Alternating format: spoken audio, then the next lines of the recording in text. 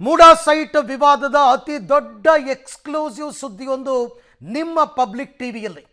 ಸರ್ಕಾರದ ಆದೇಶವೇ ಮುಖ್ಯಮಂತ್ರಿಗೆ ಮುಳುವಾಗುತ್ತಾ? ಈ ರೀತಿಯಾದಂತಹ ಒಂದು ಪ್ರಶ್ನೆ ಮೂಡ್ತಾ ಇದೆ. ಸರ್ಕಾರ ಮಾಡಿಕೊಂಡಿರತಕ್ಕಂಥ ಎಡವಟ್ಟೆ ಮುಖ್ಯಮಂತ್ರಿಗಳಿಗೆ ಎಲ್ಲ ರೀತಿಯಲ್ಲೂ ಕೂಡ ಮುಳುವಾಗುವಂತಹ ಸಾಧ್ಯತೆ ಇದೆ. ಸರ್ಕಾರದ ಆದೇಶದಲ್ಲೇ ಮೂಡಾದಲ್ಲಿ ಹಗರಣ ನಡೆದಿದೆ ಅಂತಕ್ಕಂಥದ್ದನ್ನು ಎತ್ತಿ ತೋರಿಸ್ತಾ ಇರ್ತಕ್ಕಂಥದ್ದು ಸರ್ಕಾರದ ಆದೇಶದಲ್ಲೇ ಇದೆ ಪ್ರತಿಯೊಂದು ವಿಚಾರಗಳು ಕೂಡ. ಹಾಗಾಗಿ ಮುಖ್ಯಮಂತ್ರಿಗಳಿಗೆ ಸಂಕಷ್ಟ ಫಿಕ್ಸ್ ಅಂತ ಓರ್ವ ಅಧಿಕಾರಿಯ ಅಮಾನತ್ತು ಆದೇಶ ಹೇಳ್ತಾ ಇದೆ.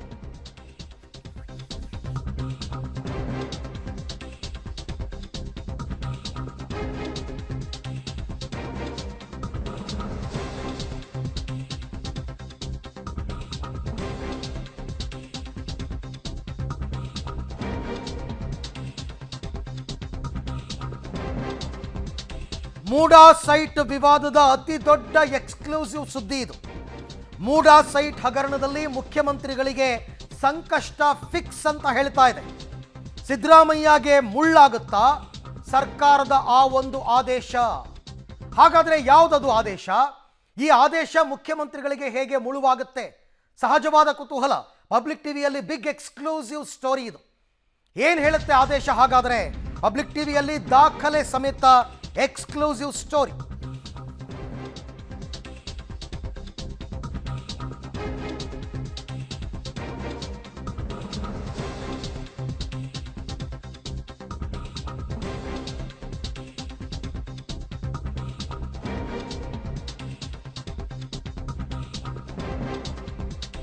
ಸಿಎಂ ಪತ್ನಿಗೆ 50-50 ಅನುಪಾತದಲ್ಲಿ ಸೈಟ್ ಕೊಟ್ಟಿದ್ದು ತಪ್ಪು.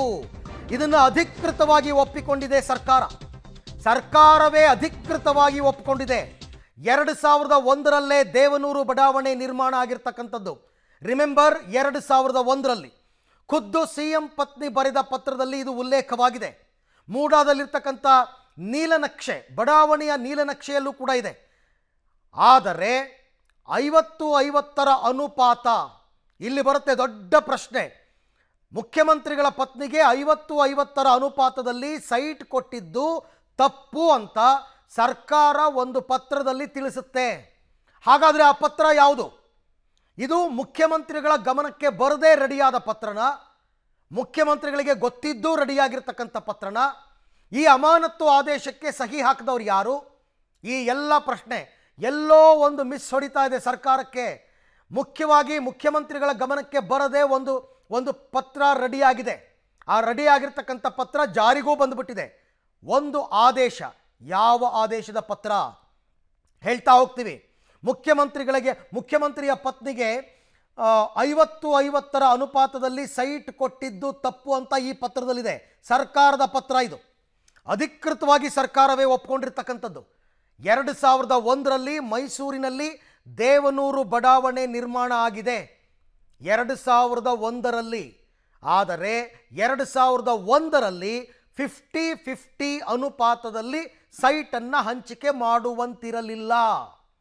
ಇದು ನಾವು ಹೇಳ್ತಾ ಇರೋದಲ್ಲ, ಇದನ್ನು ಸರ್ಕಾರವೇ ಹೇಳ್ತಾ ಇದೆ. ಈಗ ಮುಖ್ಯಮಂತ್ರಿಗಳು ಏನು ಹೇಳ್ತಾರೆ? ಇದು ಬಹಳ ಮುಖ್ಯ.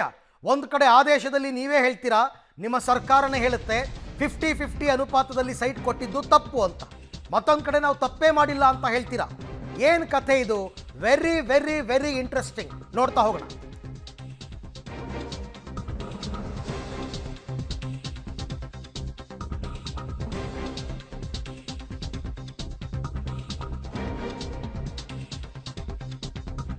ಮೂಡಾ ಮೈಸೂರು ನಗರಾಭಿವೃದ್ಧಿ ಪ್ರಾಧಿಕಾರದ ಹಿಂದಿನ ಆಯುಕ್ತ ಜಿಟಿ ದಿನೇಶ್ ಕುಮಾರ್ ಅವರನ್ನು ಸರ್ಕಾರ ಅಮಾನತು ಮಾಡಿದೆ. ಈ ಅಮಾನತು ಪತ್ರದಲ್ಲೇ ಸರ್ಕಾರ ಬರೆದಿದೆ, ಮುಖ್ಯಮಂತ್ರಿ ಪತ್ನಿಗೆ ಆ ಸೈಟನ್ನು ಕೊಟ್ಟಿರ್ತಕ್ಕಂಥದ್ದು ನಿಯಮ ಬಾಹಿರ. ಸರ್ಕಾರದ ಅಧೀನ ಕಾರ್ಯದರ್ಶಿಯವರು ಬರೆದಿರ್ತಕ್ಕಂಥ ಪತ್ರ ಅಥವಾ ಆದೇಶ, ಸರ್ಕಾರದ ಅಧೀನ ಕಾರ್ಯದರ್ಶಿಯ ಆದೇಶ. ಅಮಾನತು ಆದೇಶದಲ್ಲೇ ಹಲವು ಸತ್ಯವನ್ನ ಬಿಚ್ಚಿಟ್ಟಿದೆ ರಾಜ್ಯ ಸರ್ಕಾರ. ಸರ್ಕಾರದ ಅಮಾನತು ಆದೇಶದ ಅಂಶಗಳೇ ಈಗ ಮುಖ್ಯಮಂತ್ರಿಗಳಿಗೆ ಮುಳ್ಳಾಗತ್ತೆ. ಅಂದರೆ ಜಿಟಿ ದಿನೇಶ್ ಕುಮಾರ್ ಅವರನ್ನು ಸಸ್ಪೆಂಡ್ ಮಾಡಿದೆ ಸರ್ಕಾರ. ನಿನ್ನೆ ಸಸ್ಪೆಂಡ್ ಮಾಡಿ ಆದೇಶವನ್ನು ಕೊಟ್ಟಿದೆ. ಯಾರು? ಸರ್ಕಾರದ ಅಧೀನ ಕಾರ್ಯದರ್ಶಿಗಳು ಸಸ್ಪೆಂಡ್ ಮಾಡಿರೋದು. ಆ ಆದೇಶದಲ್ಲಿ ಈ ಎಲ್ಲ ವಿಚಾರಗಳು ಇದೆ. ಏನು ಹೇಳ್ತಾರೆ? CM ಪತ್ನಿಗೆ 50-50 ಅನುಪಾತದಲ್ಲಿ ಸೈಟ್ ಕೊಟ್ಟಿದ್ದು ತಪ್ಪು. ಮುಖ್ಯಮಂತ್ರಿಗಳ ಪತ್ನಿಗೆ ಆ ಸೈಟ್ ಕೊಟ್ಟಿರುವುದು ನಿಯಮ ಬಾಹಿರ. ಸರ್ಕಾರದ ಅಧೀನ ಕಾರ್ಯದರ್ಶಿಯವರು ಆದೇಶವನ್ನು ಕೊಟ್ಟಿದ್ದಾರೆ. ಇಷ್ಟೆಲ್ಲ ತಪ್ಪು ಮಾಡಿರ್ತಕ್ಕಂಥ ಅವತ್ತಿನ ಆಯುಕ್ತ GT ದಿನೇಶ್ ಕುಮಾರ್ ಅವರನ್ನು ಅಮಾನತ್ತು ಮಾಡಲಾಗಿದೆ ಅಂತ ಬರೀತಾರೆ. ಮುಖ್ಯಮಂತ್ರಿಗಳಿಗೆ ಇದು ಗೊತ್ತಾ? ನಿಮ್ಮ ಸರ್ಕಾರದ್ದೇ ಪತ್ರ. ಡೀಟೇಲ್ಸನ್ನು ನೋಡ್ತಾ ಹೋಗೋಣ, ಮತ್ತಷ್ಟು ಡೀಟೇಲ್ಸ್ ಬರ್ತಾ ಇದೆ.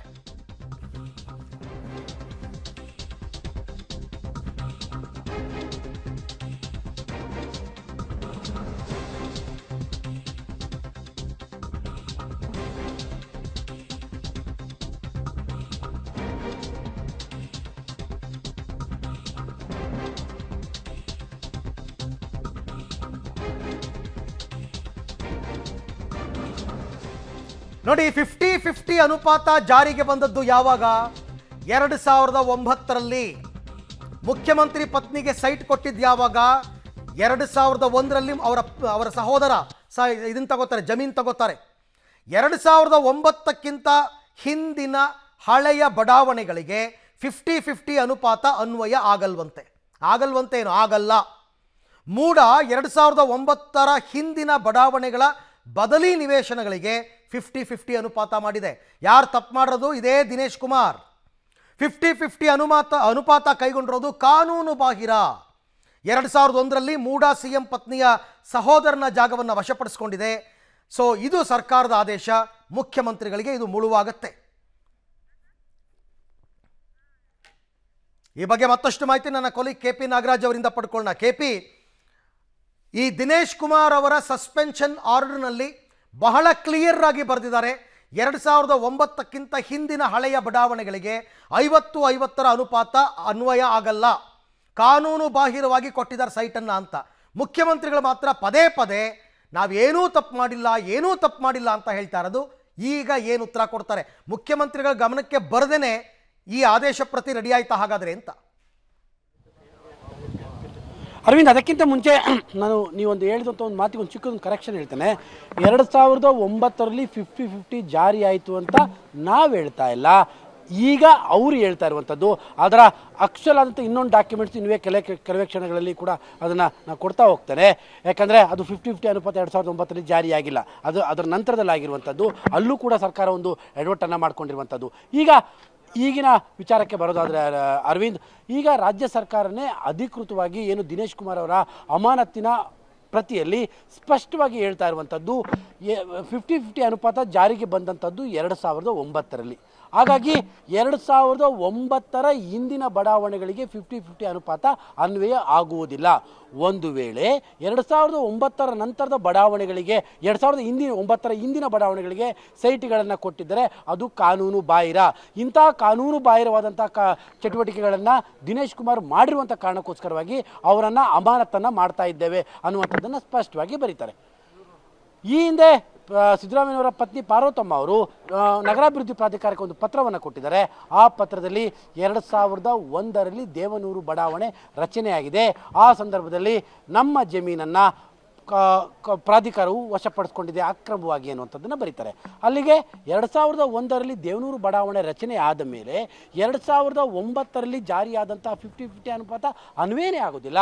ಅಲ್ಲಿಗೆ ಸ್ಪಷ್ಟ ಅರವಿಂದ್, ತಪ್ಪು ನಡೆದಿರುವಂಥದ್ದನ್ನು ಸರ್ಕಾರವೇ ಅಧಿಕೃತವಾಗಿ ಒಪ್ಕೊಂಡಿದೆ. ಆದರೆ ಭಾಳ ಆಶ್ಚರ್ಯದ ವಿಚಾರ ಏನಂದರೆ, ಮುಖ್ಯಮಂತ್ರಿಗಳ ಗಮನಕ್ಕೆ ಈ ಒಂದು ಅಮಾನತ್ತಿನ ಆದೇಶದ ಪ್ರತಿ ಬಂದಿದೆಯೋ ಇಲ್ಲ, ಅವರ ಗಮನಕ್ಕೆ ಬಂದು ಇದಾಗಿದೆಯೋ ಅಥವಾ ಏನೋ ಗೊತ್ತಾಗ್ತಾ ಇಲ್ಲ. ಯಾಕಂದರೆ ಹೆಜ್ಜೆಗೂ ಕೂಡ ಈ ಪತ್ರದಲ್ಲಿರುವಂಥ ಅಂಶಗಳು ಮುಖ್ಯಮಂತ್ರಿಗಳಿಗೆ ಸಂಕಷ್ಟದ ಮೇಲೆ ಸಂಕಷ್ಟವನ್ನು ತಂದು ಇಡ್ತಾನೆ ಇದೆ. ಅಲ್ಲಿರುವಂಥ ಪ್ರತಿ ಅಂಶಗಳು ಕೂಡ ಕೋರ್ಟ್ಗೆ, CM ವಿರುದ್ಧ ಯಾರು ಕೋರ್ಟ್ಗೆ ಹೋಗಿದ್ದಾರೋ ಅವರಿಗೆ ಭಾಳ ದೊಡ್ಡ ಮಟ್ಟಕ್ಕೆ ಅನುಕೂಲವಾಗುವಂಥ ರೀತಿಯಾದಂಥ ಅಂಶಗಳೇ ಅದರಲ್ಲಿ ಉಲ್ಲೇಖವಾಗಿರುವಂಥದ್ದು. ಒಂದೇ ಒಂದು ಅಂಶವೂ ಕೂಡ ಮುಖ್ಯಮಂತ್ರಿಗಳ ಸಂಕಷ್ಟದಿಂದ ಪಾರು ಮಾಡುವಂಥ ಒಂದೇ ಒಂದು ಅಂಶಗಳು ಕೂಡ ಅಲ್ಲಿಲ್ಲ. ಅಲ್ಲಿರುವಂಥ ಪ್ರತಿ ಅಂಶಗಳು ಕೂಡ ಮುಖ್ಯಮಂತ್ರಿಗಳ ಸಂಕಷ್ಟವನ್ನು ಹೆಚ್ಚು ಮಾಡುವಂತಹ ಅಂಶಗಳೇ ಆ ಇಡೀ ಪತ್ರದಲ್ಲಿರುವಂಥದ್ದು. ಹಾಗಾಗಿನೇ ಭಾಳ ಅನುಮಾನ ಪಡ್ತಾ ಇರುವಂಥದ್ದು ಇದರ ಹಿಂದೆ ಯಾರಿದ್ದಾರೆ ಅನ್ನುವಂಥದ್ದು. ಮುಖ್ಯಮಂತ್ರಿಗಳನ್ನು ಸಂಕಷ್ಟಕ್ಕೆ ತಳ್ಳಲೇಬೇಕು ಅನ್ನುವಂಥದ್ದು ಒಂದು ಪ್ರಯತ್ನ ಸರ್ಕಾರದ ಒಳಗೆ ಯಾರಾದರೂ ಮಾಡ್ತಾ ಇದ್ದಾರಾ ಅಂತ ಒಂದು ಅನುಮಾನ ಈ ಆದೇಶದ ಮೂಲಕವಾಗಿ ಬರ್ತಾ ಇದೆ. ಅರವಿಂದ್, ಓಕೆ, 2009ರಲ್ಲೇ ಈ 50-50 ಅನುಪಾತ ಜಾರಿಗೆ ಬಂತು ಅಂತ ಅನ್ಕೊಳ್ಳೋಣ. ಈ ಆದೇಶ ಪ್ರತಿಯ ಪ್ರಕಾರ 2009ಕ್ಕಿಂತ ಮೊದಲೇ ಮುಖ್ಯಮಂತ್ರಿಗಳ ಪತ್ನಿಯ ಸಹೋದರ 2001ರಲ್ಲಿ ಆ ಸೈಟ್ ಇದು ಮಾಡಿದ್ದು, ಜಾಗ ಮಾಡಿದ್ದು. ಆಗ ಹಾಗಾದರೆ ಇವರು ಪ್ರಭಾವವನ್ನು ಬಳಸಿ ಮೂಡಾದಲ್ಲಿ 50-50 ಅನುಪಾತ ಅಪ್ಲೈ ಆಗೋ ಹಾಗೆ ನೋಡ್ಕೊಂಡ್ರಾ?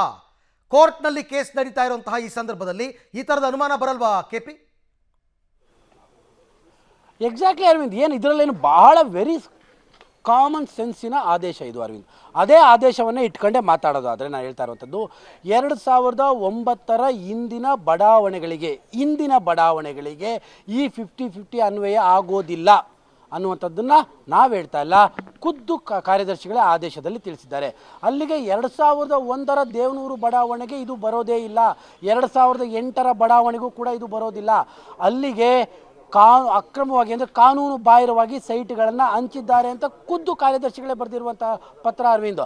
ಆ ಕಾರಣಕ್ಕೋಸ್ಕರವಾಗಿ ನಾನು ಹೇಳ್ತಾ ಇರುವಂಥದ್ದು, ಮುಖ್ಯಮಂತ್ರಿಗಳನ್ನು ಸಂಕಷ್ಟದ ಮೇಲೆ ಸಂಕಷ್ಟಕ್ಕೆ ಈಡು ಮಾಡುವಂಥ ಒಂದು ಗುಂಪು ಸರ್ಕಾರದ ಮಟ್ಟದಲ್ಲೇ ವರ್ಕ್ ಆಗ್ತಾ ಇದೆಯಾ ಅನ್ನುವಂಥದ್ದು. ಯಾಕಂದರೆ ಯಾರು ಕೂಡ ಈ ಥರದಲ್ಲಿ ಇಂಥದ್ದೊಂದು ಕೋರ್ಟ್ ಕೇಸ್ ನಡೀತಾ ಇದೆ, ಇಷ್ಟರ ಮಟ್ಟಿಗೆ ಭಾಳ ಟೆನ್ಷನ್ನಲ್ಲಿದ್ದಾರೆ ಮುಖ್ಯಮಂತ್ರಿಗಳು. ಇಂಥ ಸಂದರ್ಭದಲ್ಲಿ ಒಂದು ಅಮಾನತು ಆದೇಶ ಬೇರೆ, ಅದು ಇಷ್ಟೊಂದು ಡೀಟೇಲ್ಡ್ ಆದಂಥ ಅಮಾನತು ಆದೇಶ. ಆ ಆದೇಶದಲ್ಲಿರುವಂಥ ಪ್ರತಿ ಅಂಶಗಳು ಕೂಡ ಮುಖ್ಯಮಂತ್ರಿಗಳ ವಿರುದ್ಧವಾಗೇ ಇರುವಂಥದ್ದು. ಹಾಗಾಗಿ ಮುಖ್ಯಮಂತ್ರಿಯ ಸರ್ಕಾರದ ಒಳಗಡೆ ಇರುವಂಥವರೇ ಯಾರಾದರೂ ಸಿದ್ದರಾಮಯ್ಯನವ್ರಿಗೆ ಮತ್ತೊಂದಿಷ್ಟು ಸಂಕಷ್ಟಕ್ಕೆ ಈಡು ಮಾಡಲೇಬೇಕು, ಅಥವಾ ಆಪೋಸಿಟ್ ಇರುವಂಥವ್ರಿಗೆ ಒಂದಿಷ್ಟು ಆಹಾರವನ್ನು ಕೊಡಲೇಬೇಕು ಅನ್ನುವಂಥ ಪ್ರಯತ್ನ ಮಾಡ್ತಾ ಇದ್ದಾರಾ ಅನ್ನುವಂಥ ಅನುಮಾನ ಸೃಷ್ಟಿಯಾಗಿರುವಂಥದ್ದು ಅರವಿಂದ್. ಮತ್ತೆ ನಿಮ್ಮ ಜೊತೆ ನಾನು ಮಾತನಾಡ್ತೀನಿ. ಸೊ ಅಲ್ಲಿಗೆ ಒಂದಂತೂ ಸ್ಪಷ್ಟ, ಈ ಥರದ ಅನುಮಾನ ಮೂಡುತ್ತೆ ನಿಜ. ಸರ್ಕಾರದ ಒಳಗಡೆನೆ ಮುಖ್ಯಮಂತ್ರಿಗಳನ್ನ ಸಂಕಷ್ಟಕ್ಕೆ ಸಿಕ್ಕಾಕ್ಸೋದಕ್ಕೆ ಯಾರಾದರೂ ಪ್ರಯತ್ನ ಪಡ್ತಾ ಇದ್ದಾರಾ? ನೋಡಿ, ಇದು ಯಾರು ಹೋರಾಟವನ್ನು ಮಾಡ್ತಾ ಇದ್ದಾರೆ ಅವರಿಗೆ ಬಹಳ ದೊಡ್ಡ ಅಸ್ತ್ರ.